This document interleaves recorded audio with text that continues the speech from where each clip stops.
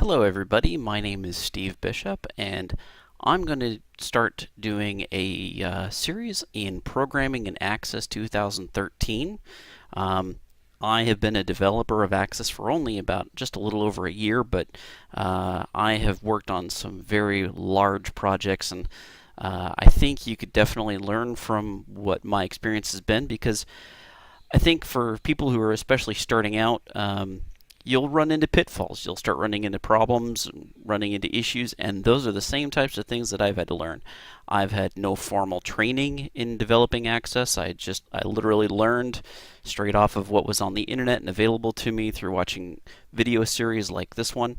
And I figured I'd give back to the community a little bit by making my own, especially because I think I run into some of the same pitfalls that most people do, and I'm sure during this process of going through the Programming in Access 2013 series, I will run into some of those pitfalls, and you'll see me encounter them, and you'll learn how I overcome them, and kind of how you sometimes have to backtrack or modify how you planned on doing something in order to make it work the way that you originally intended. So let's go ahead and get started here. So, what is Access? Some of you may already know, some of this may be old news, but a lot of people may not really know what Access is. Well, Access is essentially a relational database system with rapid development, basically, or RAD. And with Access, it makes it very, very easy to develop both a way of maintaining your data if you were a large business or a small business and you just wanted to, say, keep track of sales or customers or a client list of some sorts. Access is really good for that. It allows you to develop interface for yourself, so you can enter in data into these objects in the background called tables, which we'll get to in just a little bit. But it's a way of organizing your data and making an application for yourself very quickly and easily to get to that data and put it in. So why should you use Access? Well, you should probably be using Access if you're looking for something that's going to be a very quick way to design and develop your data and organize it with easy access. You can print reports. You can do just about anything in Access with your data, which makes it a very, very wonderful application for you to learn. And if you're it's a good jumping start too if you're planning on getting into some of the more developed programming languages. Knowing how to organize your data and develop forms, create reports, etc., is going to be very helpful for you in the future if you plan on going into the .NET framework. So who uses Access? Well, Access can be used by mostly, I would say, smaller businesses or single person just trying to organize their data, keep track of certain financial things, or keeping track of client lists, etc. So if you're interested in trying to organize your data, keep track, manage your clients, you can, print invoices, that sort of thing. That's really probably the primary example, but really Access can be useful for just about every situation and scenario. You don't even have to use the data tables itself. You could just have a simple form that has object-oriented programming, which we will get into a little bit later, and I'm probably using some big terms, but Access is really exciting because it integrates so many of those wonderful, useful features that you will find in other programming languages. So do you need any necessary skills getting up to Access? Well, hopefully you understand English well enough, because that's the language I speak. I don't honestly speak any other languages. You need to be able to have some pretty good logical skills in it, and this is I'm not trying to put down anybody, but there are certain people that just may not be able to catch on to what Access is about or programming in general. And it may just take some time for those people to get used to it, but I know that there are people in here that would just, the moment they start thinking about organizing my data, Visual Basic, oh my gosh, I don't really want to get into that. They get overwhelmed and they don't really want to do it.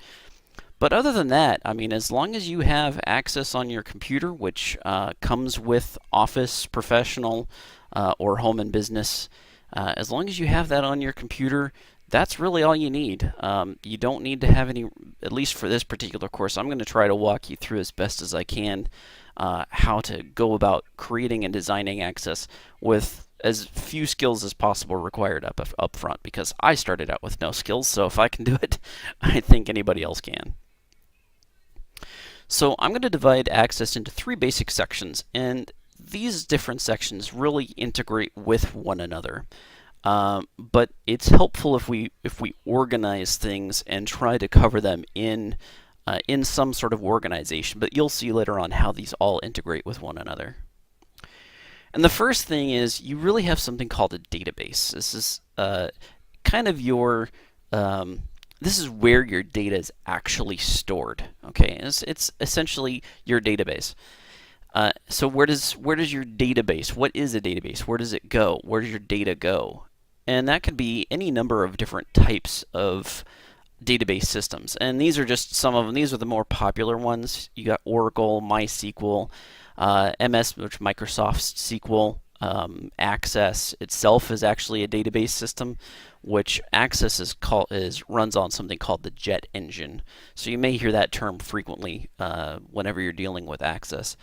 So Oracle, MySQL, MS SQL, and Access are all different types of database systems. There are many others. There's Postgre. There's honestly, none of the other ones are coming off the top of my head, but you can really, there's a bunch of ones out there called NoSQL, which are really interesting. There's also other types of ways that you can store information, like XML files or JSON, which are more web-based, web-oriented ways of storing your data. But primarily, your relational databases are Oracle, MySQL, MS SQL, and Access. These are the ones that we'll be focusing on during this course. So in databases, there will be types of data, because obviously not all data is the same. Sometimes you have numbers, sometimes you have geographical locations, sometimes you have what we call string or text, which is just, like say for example, an address is made up of both numbers and letters. Well, that would actually be considered string or text. And when it comes to databases, they're stored as a form of text. Different types of data can be like nvarchar, or in Access it's just text, or you can have numeric or float or double, and we'll get to all those different data types a little bit later. But just understand that your different kinds of data will have to be, you will need to know what is the type of data that you're planning on putting into your database in any particular circumstance. And it'll become pretty obvious to you as you start going along what it is that's going to happen. So you also will need to know, when it comes to databases, how is it organized? First of all, you have these things called tables, and we'll get into all of that. But essentially, your data gets stored into these tables, which are, if you've ever dealt with Excel, you'll see these tables and they'll make a lot of sense to you, because tables are very similar to the way that information is organized in Excel. You have cells, you have columns, you have rows, and it's really very simple as far as how those tables are function. Relationships are the way in which different tables interact with each other. Because you may have, say for example, an address, and you want to break down your address into different sections. Maybe you want to have your addresses, the first line is in one table, the second line is in another table, and your zip codes are stored in another table. And how all of those interact and become one piece of information is very important. You need to be able to know, I have this customer and this is their address. You may store the customer names in one table and the address information in another table, which is a very common situation. We'll go into the relationships obviously in great detail. So how do you get to the data? And that's where we have these things called queries. You have a special, what they call SQL language, or SQL. And the SQL, SQL is just a query language that basically is a type of coding in a way, which organizes your data, tells the database how you want your data, what kind of data you're going for, and how that you want it organized, and you can do calculations and such. There's a lot that you can do with your queries to really organize your data and tell your database is exactly the format in which you want that data to come back. The second part that we'll be going over is the user interface. This is things like how do you get the person to actually put in data. Obviously, you've got a database in the background. You want to be able to have somebody put data into that database. So you have these things called forms, which allow somebody to type data in and store it, etc. Then obviously you need to know how that information is supposed to be displayed to the user, okay? And that's primarily in the form of reports and forms. And then you also have, and I put exporting as part of the user interface because essentially what you're doing with an export is you're trying to either interact with another storage system of data, which the user then will deal with on their own. Sometimes you can have some automatic integration, like if you want to print something or if you want to store it to PDF, but usually once you export a file out to another system, then the user has to interact with that. So it's kind of a user interface way of dealing with the data once it's put out. And you will have different ways that this information gets displayed to the user in the exports. So the third and final section we're going to talk about is the code behind. And this consists of VBA, and there is also something called macros, which we'll get to in just a second. But VBA is essentially Visual Basic for applications, and this VBA is used in all Office applications, including Excel, Word, and Access. All use VBA. So if you know VBA, which is just essentially Visual Basic 6. With a little application twist. So if you know any Visual Basic 6, which has been discontinued by Microsoft, by the way, VBA will be very, very simple to you. And actually, that's one of the nice things about learning from the VBA standpoint is that you actually are learning VB6, which was the version of Visual Basic prior to the .NET releases.